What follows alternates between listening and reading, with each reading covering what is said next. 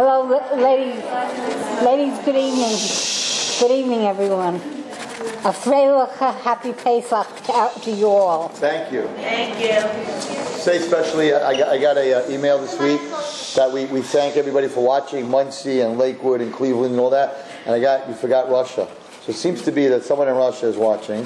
So I got an email from Russia, so I just mentioned that Chag Sameach to all the girls in Russia that are watching. Chag Sameach to all the girls in Russia. Chag Sameach to all the girls everywhere. A Passover poem. Hashem turned Moses' rod into a deadly snake. It devoured the others. He sent fearful plagues against the Egyptians to soften their hearts. Hallelujah, freedom. He made the angel of death pass over the doorposts of the Hebrews. He and he alone forced Pharaoh to release his slaves. Hallelujah, freedom. He split the Red Sea for us and let us safely pass, giving us his special Torah. Praise you, Hashem, for our liberation. Praise you for our liberation. Thank you. Praise you for Nechama. That was great. What do you mean? Come on. What are you talking about? I'm going to say it by the Mitzvah Hashem, by the Seder. Praise you for our liberation. Okay. Do I have any announcements tonight? I guess not. They didn't give me any announcements. So we have no special announcements. It happens to be that Rabbi Gamliel, my Rebbe's wife, was in the hospital today. So they sent me, hold on. There's one use for the phone. They sent me her name. Let me just, Refuah Shalema, hold on. Refuah Shalema, where are you?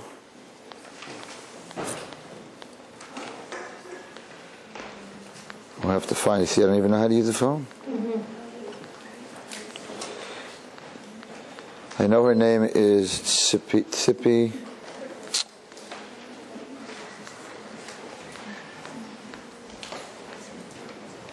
No, okay. They sent it to me, but I don't have it. Shlomi Wise, Shlomi Wise, Shlomi Wise, Shlomi Wise, Shlomi Wise. Okay, just have to remind Refuah Shalema for Rabbi Gamliel's wife, whose name is not Zipporah, it's Tzipi.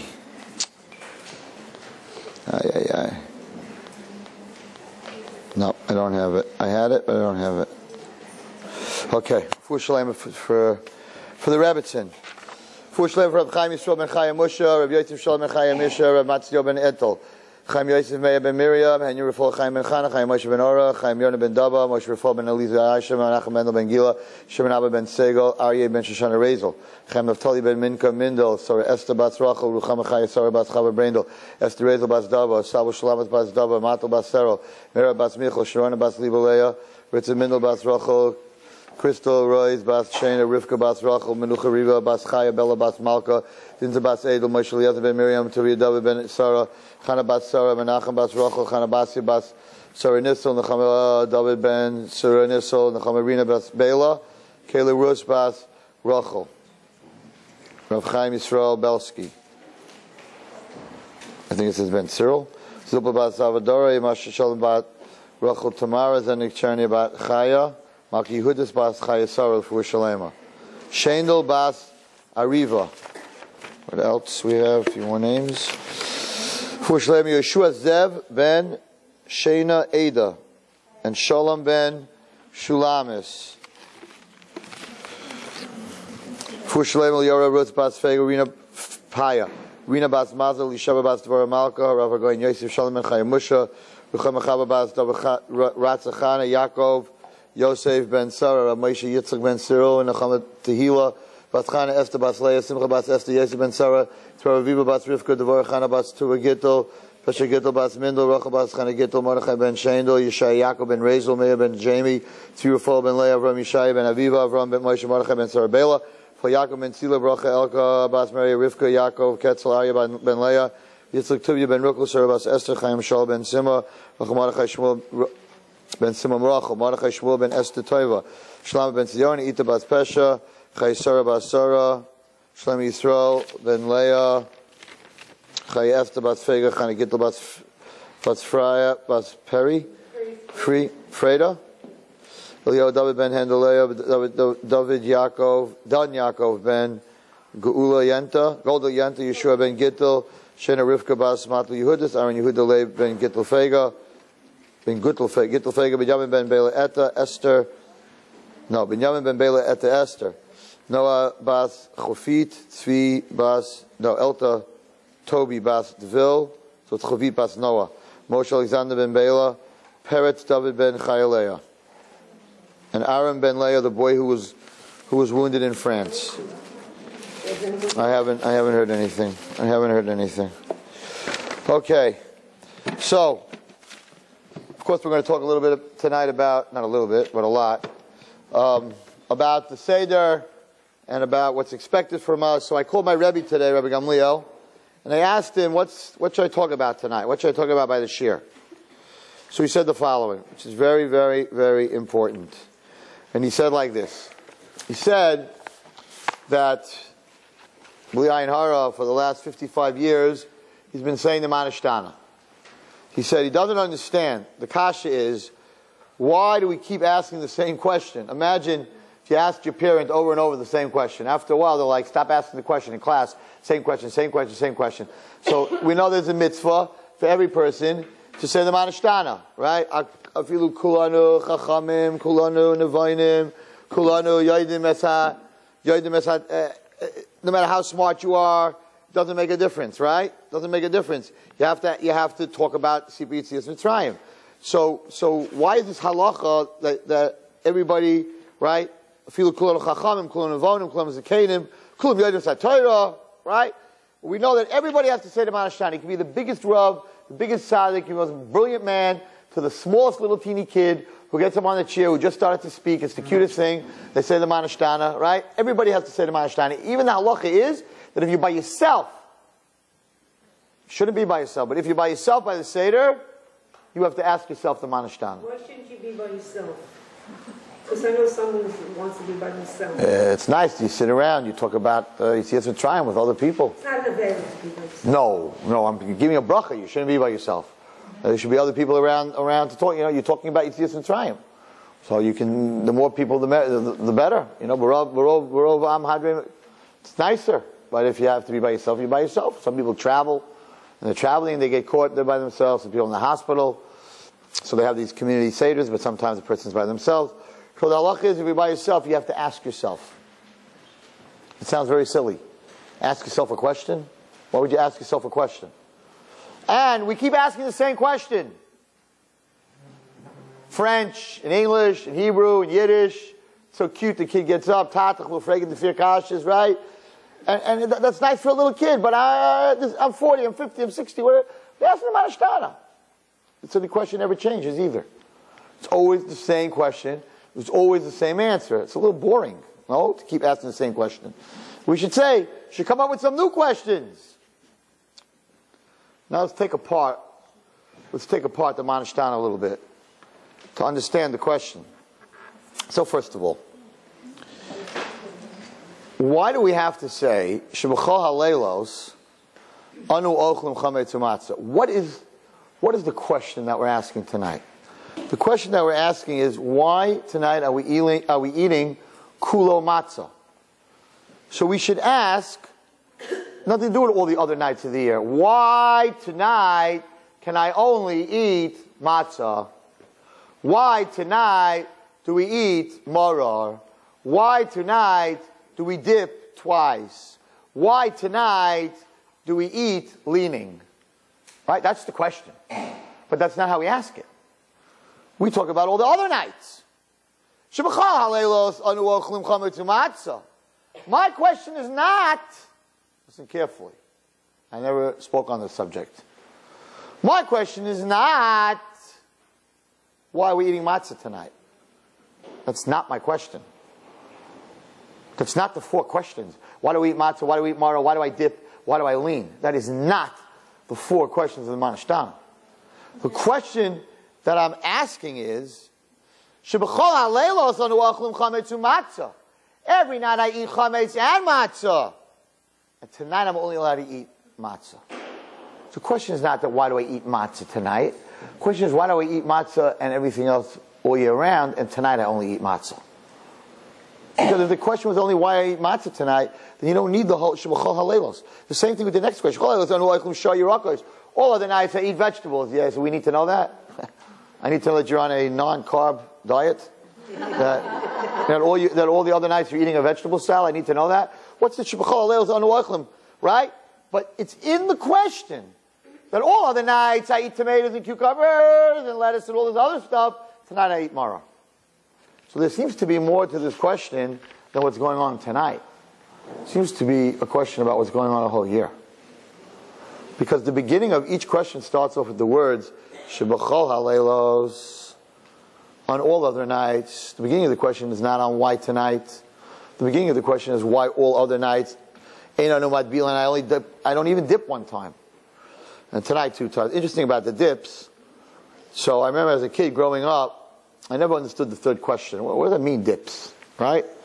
So Chazal says that only the rich people, they used to dip food. They used to have dips on the table. The poor people, they didn't have money for dips. If they had some money, they're going to waste it on a dip. So I didn't understand what that meant, because growing up, believe it or not, we didn't have dips. There was no such thing as tomato dip, hot and spicy tomato dip, and avocado dip, and all these dips. You go, to the store, they got 400 kinds of different dips, and pepper dip, and hot pepper dip, and jalapeno dip, and right. So as kids growing up, I didn't understand what is this dip business, right? You don't have it today. You go to someone for Shabbos, they put all these dips out, right? By the time you finished all the dips, you're not hungry to eat anything else. Maybe that's why in the old days the rich people had dips, because they didn't have to eat the main dish, right? They saved on a lot of money.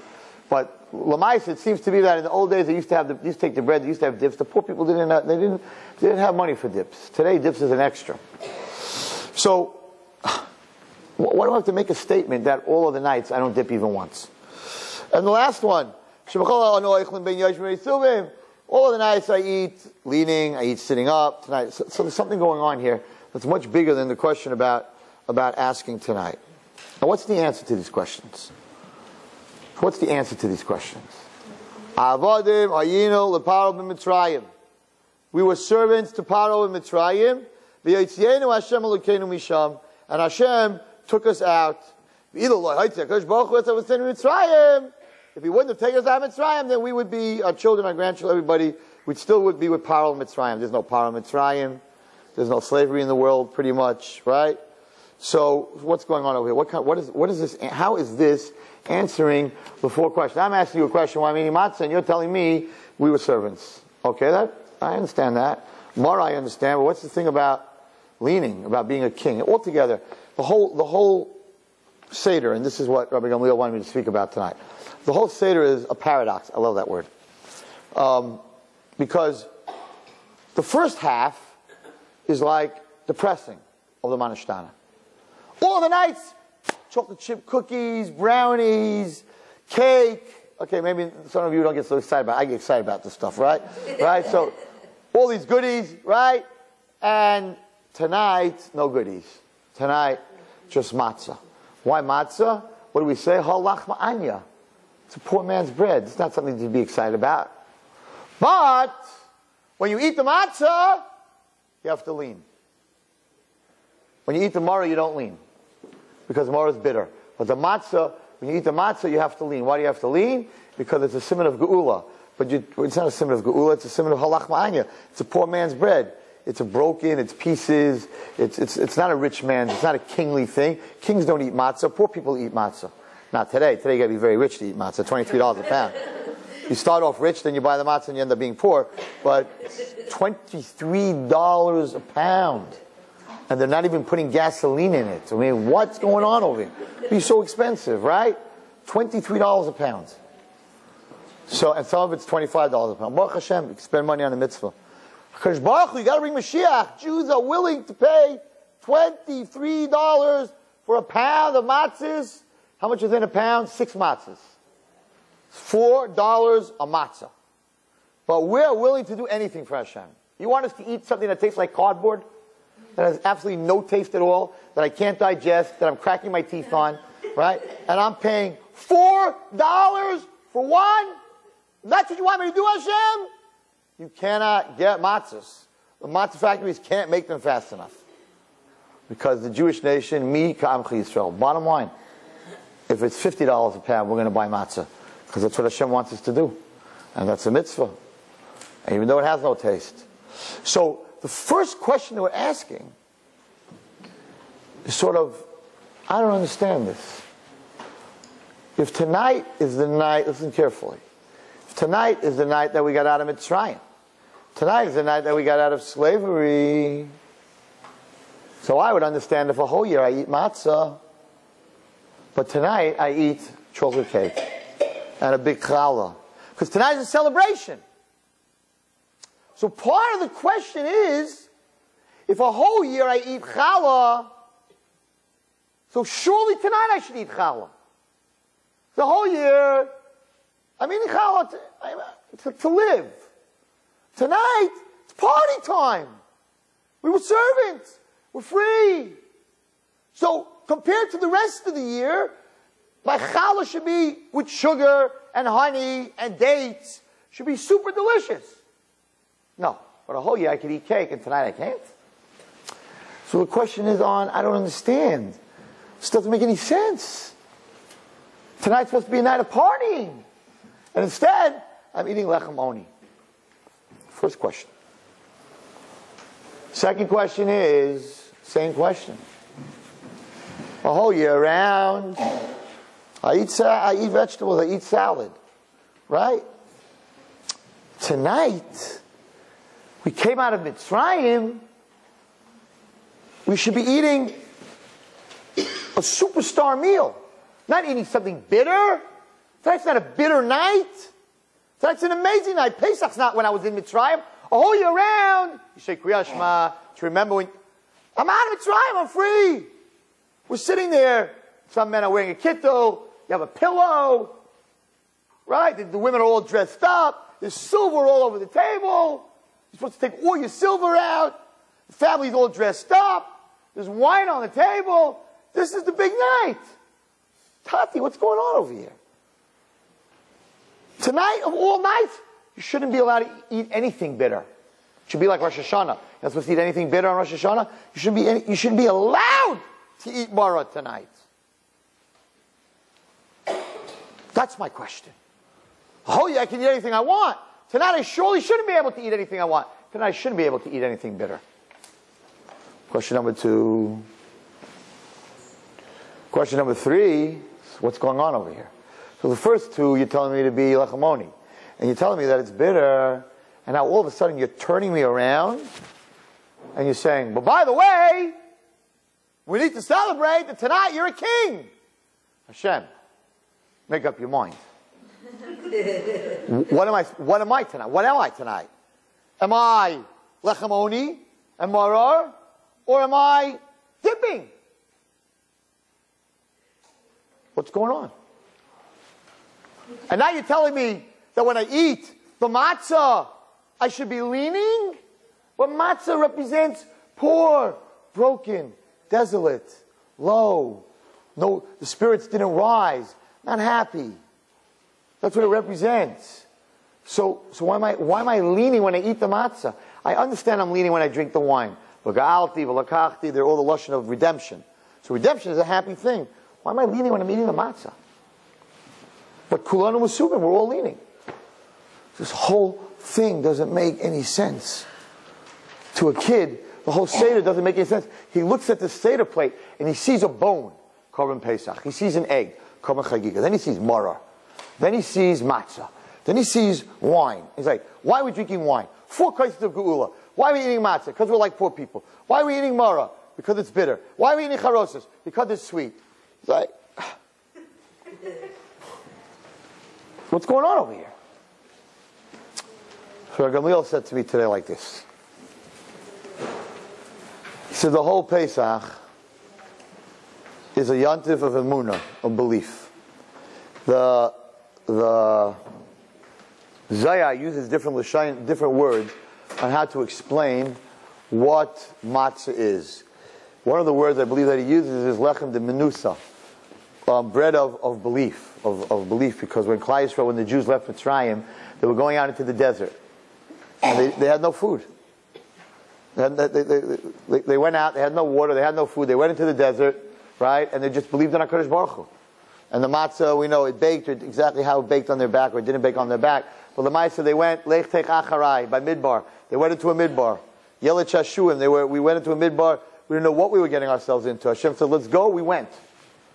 So the matzah is a representation of Emunah and Hashem. So what's going on over here? So he said like this, which I think is important for all of us to internalize. It's a little deep, but it's what Pesach is all about. And I think that most of us, not us, chas v'shalom, but most people, we just have no idea what it means to sit by a Seder. We just don't understand the kedusha of that night, because anytime there's the main kedusha, the Zecharia, he comes up with all the things that the family's sitting there, everybody's bored, everybody's in a rush, and tell them to say the Torah while we're eating, and everybody wants to eat, and everybody wants to go to sleep. All of a sudden, the girls that stay up till 4 o'clock in the morning, and on their iPods and their iPads, whatever they're listening to, all of a sudden it's 11:30, and by the Seder, their head's on the table. Hello, every night you're up till 4 o'clock. You're talking to your friends till 2 o'clock, right? Tonight at 11:30, your head's on the table snoring, right? It's because the Zecharia knows it's the holiest night, and he wants to make sure that you're very tired and you're very antsy, and when that happens, you realize that it's really a special day, and just the opposite, we have to get into it. So what's going on over here? So Gamliel said like this. He said, we're asking, but and that's why a person has to ask even if you're alone. We're asking Hashem about life. And we're asking Hashem, I don't understand. I don't understand. There are nights that I'm allowed to eat chametz. There are nights that I'm allowed to eat cake, and things are great. And life in the materialistic, it looks great. Chametz, right? Chametz is great. Cake, chocolate cake, whatever you like, whatever you like that's baked, right? All the bakery goods, all the chametz, it's great. I can eat matzah then too, and now, sometimes life is kuloi matzah. Sometimes life, you get up in the morning, and you don't want to rise. You want to get out of bed. And the ingredients in your life are poor. There's no eggs, and there's no yeast, and there's no chocolate chips, and there's no raisins, and it's just water and flour. And there are times in your life that you feel like a matzah. You feel like you're literally cracking up. Some of us feel like we're matzah meal, that they just put it through a grinding machine. Right? Mamish like matzah.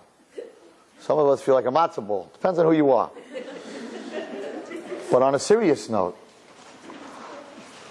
so we're asking Hashem, Kadosh Baruch Hu, what's the difference? Tell me, what's the difference between the chametz and matzah, manishtana, that we have every night? What's the difference about tonight? What am I supposed to learn from the matzah of tonight? I can eat matzah whole year round. What's the difference? What's the difference of the maror in my life tonight? The maror is the center of your Seder plate, and in Kabbalistic writings it's called tiferes, the beauty. Maror? That's what you're putting in the center of my life, of my world, of my Seder. Seder is an order, the order of a person's life. That's why it's called the Seder. That's in the middle. That's the center of everything that's happening. So we're asking Hashem, every person is asking Hashem in their own life, even if you're by yourself. And we say, Tatech l'fregen the fear kashas. Tatech HaKadosh Baruch Hu. We're asking God, Dad, I have 4 questions for you. I don't understand. There are times that I feel like a king. There are times I feel like the world is mine. I'm under the chuppah, whatever I'm going through. The world is mine. I feel like I'm leading the whole time. And there are times I don't feel like I'm the king. And there are times that I feel like dipping, like a rich person, and I'm happy, and life is great. And then sometimes during the year, I don't even dip once. Life's not so great.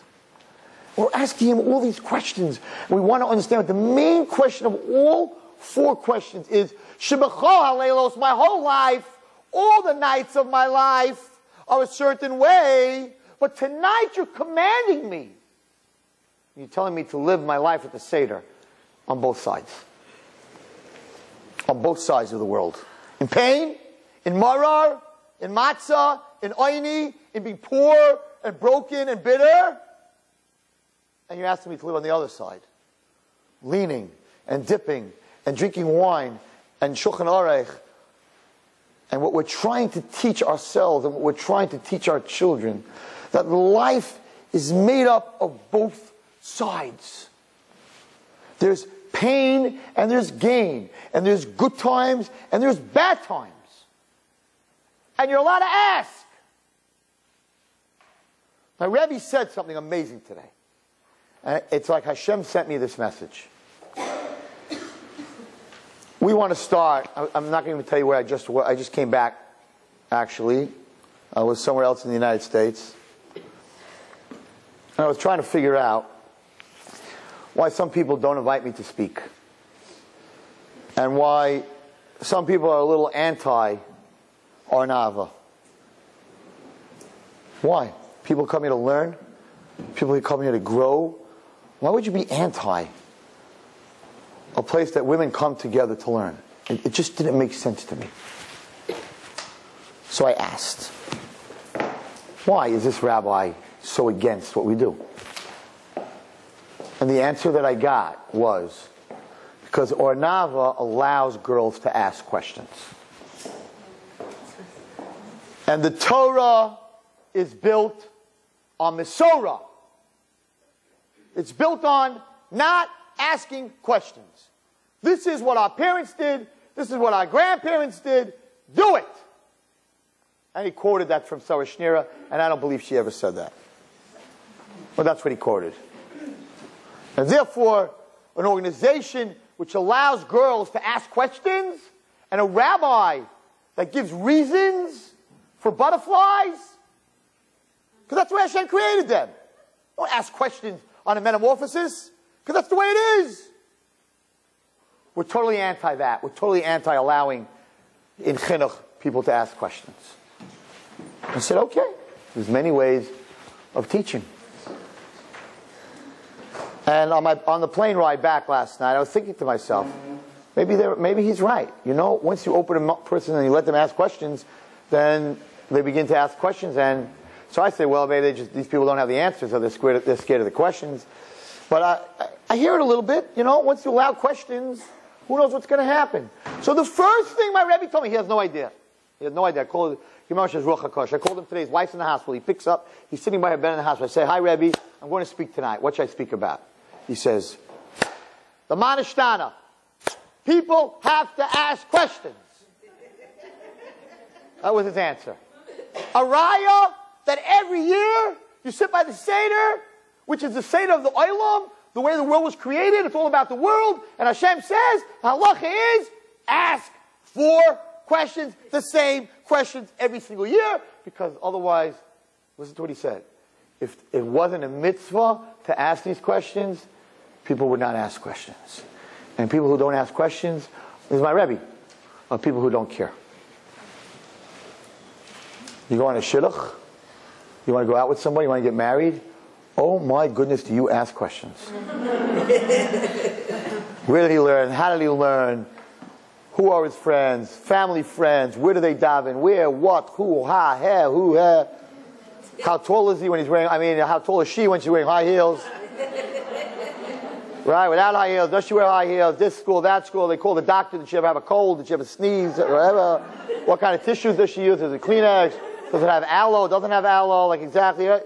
Because when you care about it, my Rebbe said today, he didn't say the aloe part. He said, when you care about something, you ask questions.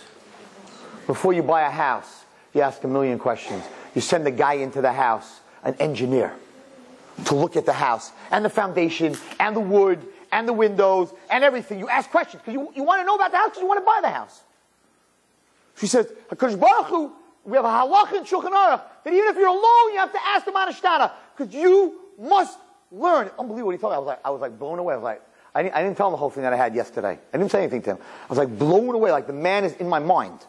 He's mamish, my Rebbe. He's in my mind. He said, so therefore, we teach, this is what he said.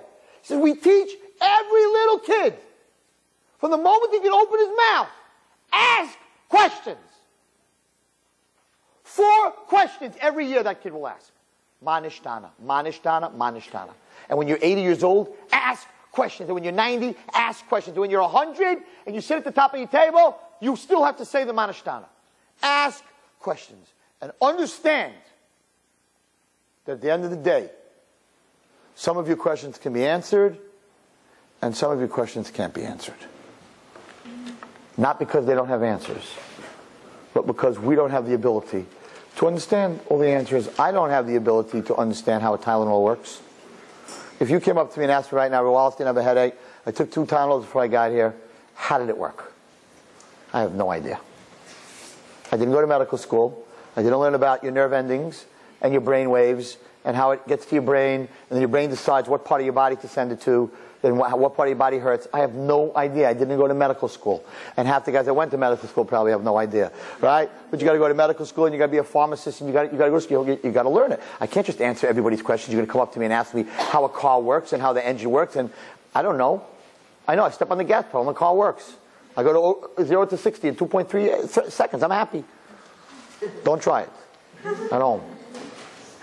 So, you want to know, you have questions. So if you learn Torah, you learn deep, deep, deep, deep, deep, you'll get to the level of what your knowledge is. That's as much as you can understand.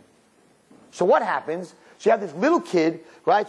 He has to learn to ask questions. There's nothing wrong with asking questions. Long live Arnava. You can always ask questions. Always ask questions. We can't always answer all the questions. That's fine. That's fine. So what's the answer to this huge question that every girl and every woman and every person in this world, I don't care how great or how big you are, every person in this world once in a while goes through something in life and says, why? Why? So here we are, we're asking 4 times, why? So what's the answer? So the Baal HaGoda answers, Avodim Chayinu L'Paro B'Mitzrayim. We were servants to Paro in Mitzrayim. We all know that. That's not an answer to anything that I asked you. And Paro, says the Kav Yashar, says the Zohar, is a representation of the Satan. Avadam hayinu l'paro Mitzrayim. Ve'yotzienu Hashem Elokeinu misham. And Hashem took us out of there. B'yod chazak v'zuanatiyah. What? Why? What did we do? What did we do to deserve it? Did you ever ask that question? So what did we do? We did tshuva? Klaisel did tshuva? Nope.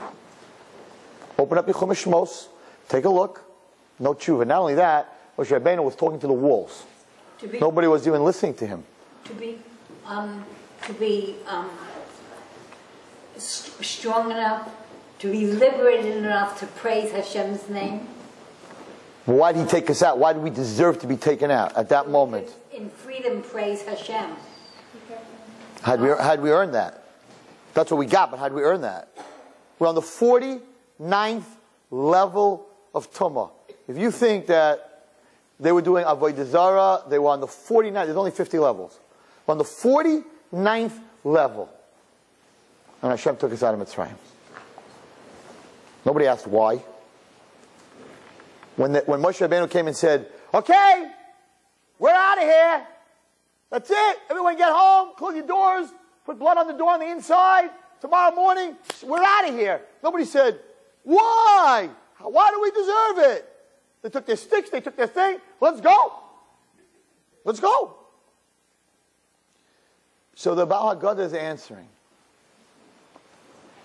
that at the end of the day, all these questions that we have, why good, why bad, why marah, why matzah, why leaning, is answered by one thing.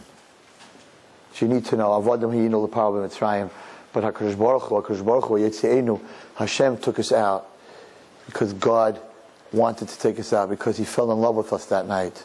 B'chipazon, it says. He took us out like I can't say this, who am I to say this, but Rav Shimshon Pincus said this, it's amazing.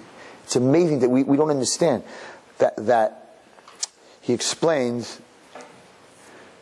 that sometimes, you go out, whatever it is, it takes time, it takes development, a relationship, this and that. We were running away from Hashem. We were serving Avodah Zarah.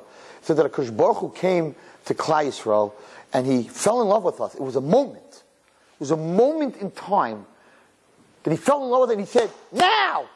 We're out of here now! Because if I leave my kala, I leave this girl here for one more second, the other guy's going to get her. Because once we hit the 50th level, we weren't getting out of the Satan's hands. So Kadosh Baruch Hu told Moshe Rabbeinu, they're leaving now. But we got to bake, and we got to cook, and we got to make backpacks, and the kids, we got to go shopping, Egyptian Bloomingdale's, and we got to get coats and shirts, and we're going on a big trip. There's a big trip, ice packs and backpacks and all that stuff. No, now, out. 1, 2, 3, we're out of here. The Chipazon. It was a night where the Chassan said, the Kala, we are out of here now. That moment in time lived every single Pesach night at the Seder. Says HaKadosh Baruch Hu. You want me to answer your questions? My answer to all your questions is that I love you. And I took you out of Mitzrayim for no reason. You didn't deserve it. There is such a thing. There is such an emotion. There is such a thing where you love somebody, they don't deserve your love. They didn't earn your love. You don't love them because they did something for you, because that's not love. They did something for me. I owe them something. There's a moment in time where you can love somebody, they didn't earn your love. I don't know why. It's one of the biggest problems in Shidduchim is that parents, I'm going to get over the head for this, big time. This whole shit I'm going to get over the head for. Okay. A couple other schools won't let me speak. Parents, so they have this list. They know their daughter, and they have this list that they want from the guy. And this girl comes home, and she's like, wow. It's after the 5th date. He's the one. Oh, that's every parent. We were scared of that one. When the girl says that, like, Tati, he's the one. You're like, maybe 2, maybe go out with someone else to make sure, like shopping, comparison shopping, Go out with another guy, make sure it's not the free man, Maybe your feelings are wrong, maybe your feelings are right. Hello, the girl likes the guy, He's the one. And the parents sit down after the girl goes to sleep and she's all smiley and dreamy and like wow, right? And she called her best friend, but no, she's the one that doesn't call her friends and she doesn't tell them that she's engaged because I and her, doesn't tell them anything, right? So some tell, some don't. So the parents sit down and they're like, what is wrong with our daughter?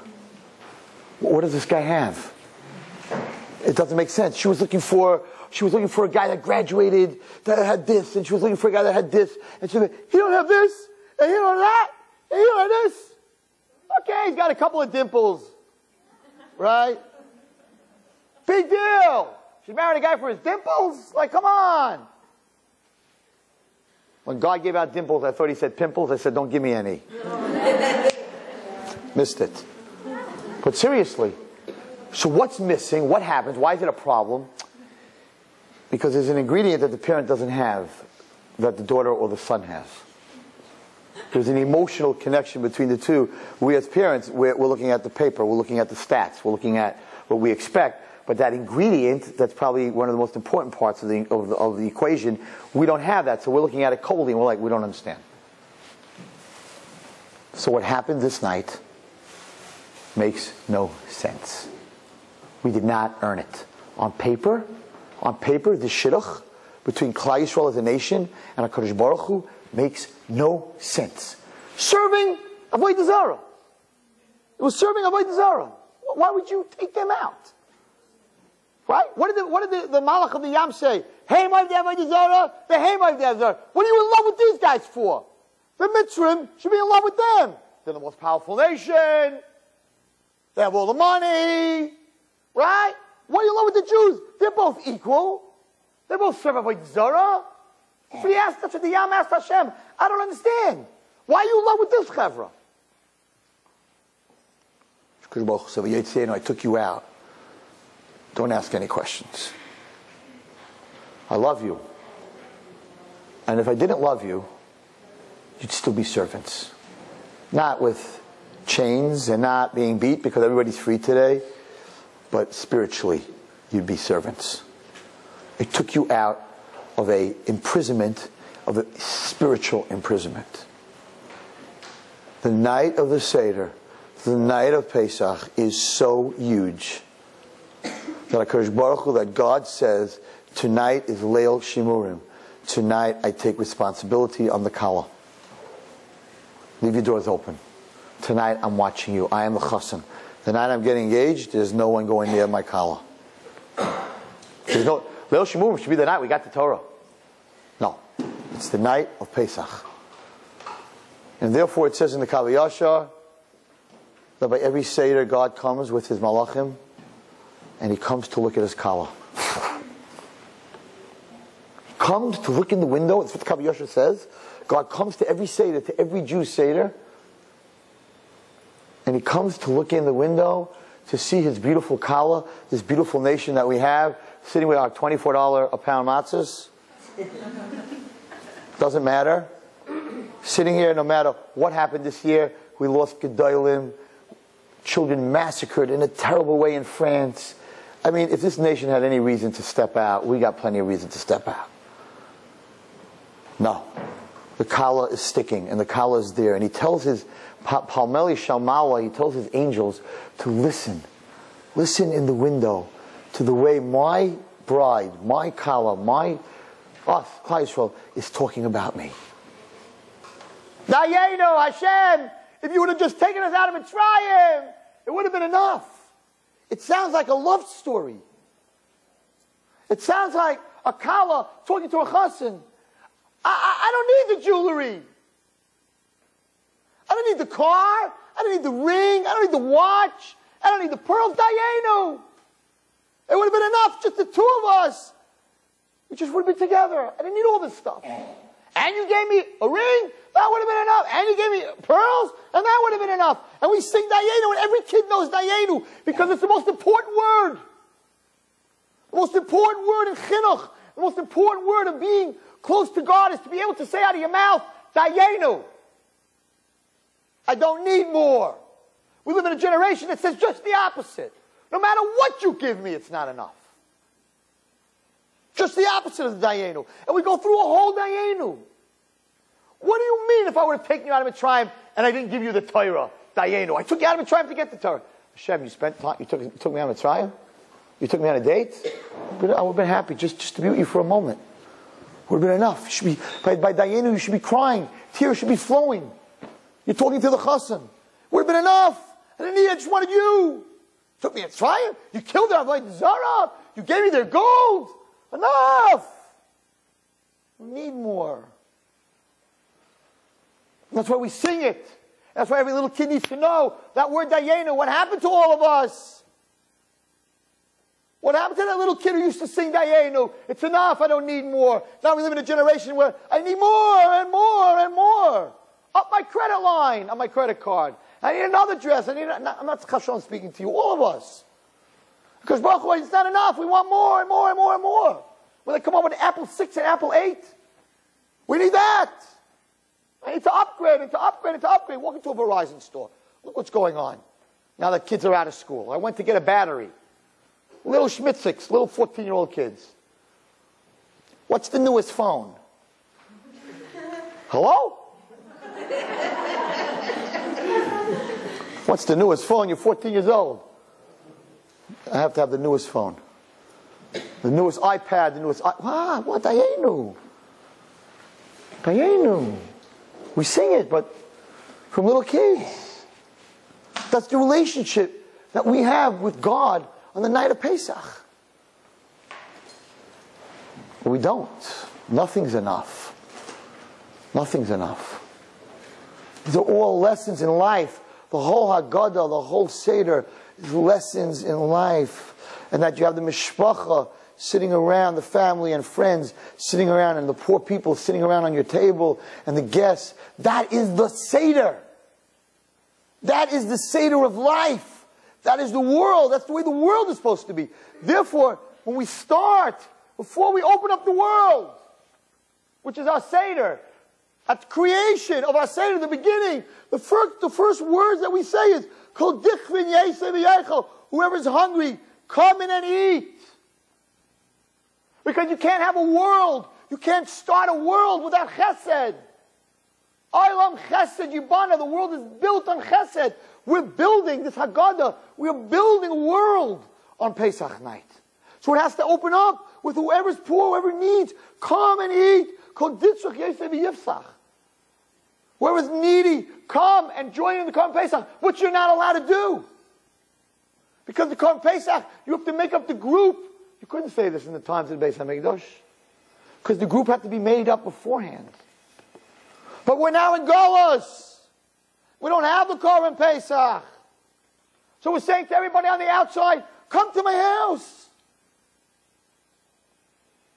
But there's a much bigger lesson. Because the door's closed when you say this. What a silly prayer. I'm sitting in my house. My door is double locked. Every door in the house is locked. We're sitting around the Seder, a bunch of people, and we're like, mumbling, hey, anybody want to come to eat? You're invited. Anybody want to come Pesach? You're invited. Nobody hears the word you're saying. It doesn't say you open your door, go to the street and say, whoever wants to come to my Seder, you're invited. Oh, you'll be in big trouble. What's going to come into your house? What's going on over here? This is not true. This is not true. It would be amazing. Imagine, you don't have to pay for a hotel. You stand outside, right?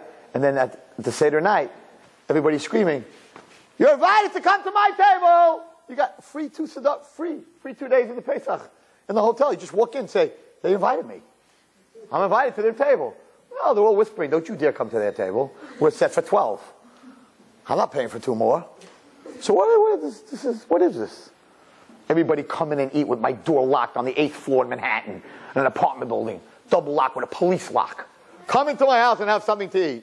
If somebody would knock on the door, you all run for the room. Whoa! What is this? You would say it every Pesach, but aren't you laughing? Like, anybody ever walk in when you said this? I want to say a pshat on this. You're talking to yourself. You're actually talking to yourself. You're saying to yourself, look at the poor man's bread that they ate in Mitzrayim. I'm the poor man. I'm the poor man that's spiritually totally disconnected. A whole year, I'm on my iPad, I'm on my music and my movies, I'm on my cell phone. I'm so disconnected from you, Hashem. I'm so disconnected from myself. I'm so disconnected from Pesach. I'm so disconnected from understanding why am I here? What's going on in my life? What am I doing here? So you're saying, whoever needs, you're talking to yourself. I was very poor this year, my spirituality. Come on, Zecharia Wallerstein. Come on in. Come join the Seder. Come become part of it. Come and eat. Eat up all this unbelievable spirituality that's at the Seder. Come, be part of Pesach. You're talking to yourself. You're talking to the stranger. Who's the stranger? Not some guy on the street. You're the stranger. You're the one that's disconnected. You're the one that needs to, before you start your Seder, to invite yourself to be part of that Seder. Not to sit there and wait to eat and make nasty comments about what your brother said makes no sense. Well, let's rush this. You're the one that's not comfortable at that Seder. You're the one that wants to get it over with. So you're the one before the Seder that needs to say, I'm a ditzrich. I need this. I need this moment of love from God. I need to be connected. I need to understand that life has its ups and its downs. I'm the ditzrich. I'm the needy one. I'm inviting myself to be at this Seder, to be part of it. And I have questions. And right after Holach Manya comes the Manashtana. And I have questions. All right, I'm here, Hashem. Okay, I'm inviting myself. So I'm in.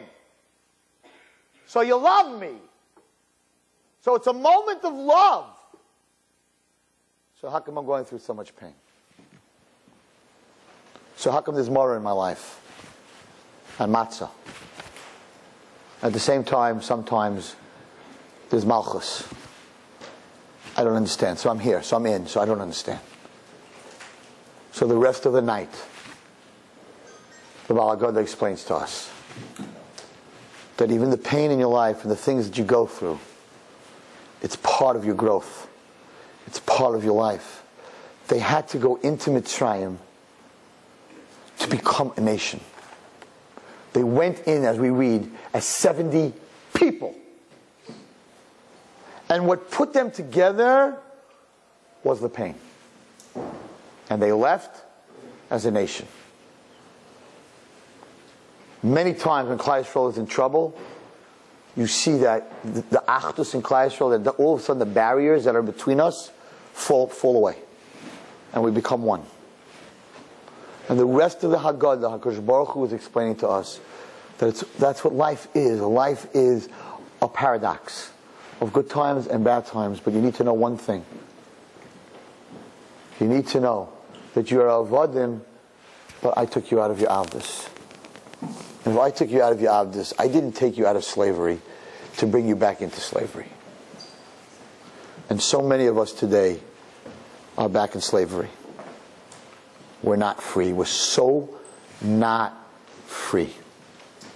We are such slaves to technology and such slaves to our taiva and our lust and the things that we have. We don't have that freedom. And God is telling you, I have done this before. Don't think because you're on the 49th level and you did this sin and you did that sin and I'm a lost soul and how am I going to, and God, we've been here before. I took you out. I took you out then, and I take you out every single year. And how many people sat at a Seder last year that are not here on this world this year to sit at a Seder? But you are, Bezrat Hashem. Don't you dare waste that moment. You dare waste that night. It's a night to connect. It's a night of Leil Shemurim. It's a night that we didn't earn. Then after Pesach, we have to start earning 49 days to get back to that 49th level. Every single night of Sfira is another step and another step. We hit the 49th level of Kedusha on the night of Pesach. Because it has based on absolutely no reason at all. It makes no sense on paper. It was a moment of love. And therefore, we hit from the 49th level, we actually went up 98 levels. From the 49th level of Tumah to the 49th level of Kedusha. Boom. Like that. We didn't earn it. Now, after Pesach, we got to start. First day Sfira, second day Sfira, third day Sfira. 49 days we have to earn Tiferes and Netzach and all this other thing. It's a crazy night. It's a night to daven. It's a night to open up your heart. It's a night to sit by that Seder till the sun rises. I want another minute. Come on. Anybody here who's married remembers when they were going out, right? You never wanted to go home. At the end of the date, the chassan drove up to the driveway, right? The date was 4 hours, and they sit in the driveway for another 8 hours, talking. They're talking, and the parents are like watching through the window, to see that this is really a good date. It's already like not, but they're not worried because they're like, what could they be talking about? What could you talk to someone about for 12 hours? Come on. Nothing. They talked about nothing. She comes home, she comes in. 12 hours! What did the two of you talk about? She's like, nothing. 12 hours? Nothing? You should know his average in 9th grade and 10th grade by now, 11th. Nothing? No, we're just talking, Sometimes it was quiet time, we're just thinking. You just want to be with that person. So where are you running? You just want to be by that Seder. Just don't want it to end. I just want to sit there and be, Hashem is here. This is our night. Where are you rushing? Harizem Meshubach says, person who talks the whole night, CBCS and Triumph, Harizem Meshubach. These Tzaddikim and Bnei Brak, the Talmidim came running and said, Shachris! You think they didn't care about Shachris? They were like, what? It's over already? The date is over? It went so fast. I've heard that many times. The wedding is over? All that money? It went so fast. Baruch Hashem, they have a video. Otherwise, they ripped us off. That wasn't 5 hours. That was 20 minutes. Until you see that, you don't know the wedding, right? It's the same thing. It's the same thing Pesach night. That's the Manashtana. And that's what everybody has a right to ask. And everybody asks. And it's a very healthy thing to ask. Because when you care about something, you ask. When you don't care about something, you don't ask. I don't care anyway. That's what I have to ask for. You go to a restaurant, you want to get something good to eat, you ask, what's that? What's that? What's this? What's that? Especially they write it in French. What's that? How do they make it? Does it have flour? Doesn't it have flour? Especially if you're on a diet, right? You want to know all those things. Am I allergic? Right? You have to write on it. It runs on a machine that might have had peanuts on it one day because I'm allergic to peanuts. So I need to know everything about it. But the other person who's not allergic to peanuts couldn't care less. They just pop it open and they eat it. I was on the plane coming home. Once again, no kosher meals. So we had a very nice stewardess. She gave me 3 boxes, and she said, these are our snack boxes that we sell, whatever it is. So now I'm opening them up, each one looking for the OU. OU, you don't know what OU means when you're starving, and you're on a plane. It's like, give me an OU. Come on. And she goes, yeah, but some of the stuff has symbols on it. I'm like, symbols, yes. Problem is, most of them had OR, which doesn't stand for Orthodox rabbis. It's just a trademark, right? And there I am on this plane, and I'm starving because I was running around wherever I was. And she gave me these 3 boxes. Within these 3 boxes, there's got to be some. So first one I open up is trefa salami with some trefa cheese. And so I'm like, no, that ain't happening, right? Then I open up the next one, and there it is, an OU on chocolate chip cookies. D. And I don't eat chalavakum. And I'm like, oh, D? That's not right. I went through everything, and they had these crackers from, everything was D. Everything was D. Everything was D. So I opened up and I felt bad because she was like trying to be nice. And I opened up that 3rd box, and Baruch Hashem, one little bag of tacos. OU Parv. It was like, she said to me, I gave her back the other 2 boxes, and I had these tacos, and she said, you're eating it like a steak. You know, I was like, Mikam Yisrael, bottom line. Everyone's sitting around me, salad that stunk out, I'm eating like you'd think, I don't know what, it was business class, so they were like, eating like, oh my gosh, and they kept bringing them cake, and ice cream, and with syrup, and I'm sitting there, hello? Hashem, isn't this El Al? Am I not on El Al? It wasn't on El Al. I'm like, isn't everything kosher? No, it didn't work. It's Klal Yisrael. Mikam Yisrael. At the end of the day, Mikam Yisrael. So we need to go. It's next week. It's huge. It's huge. We need to go into Pesach.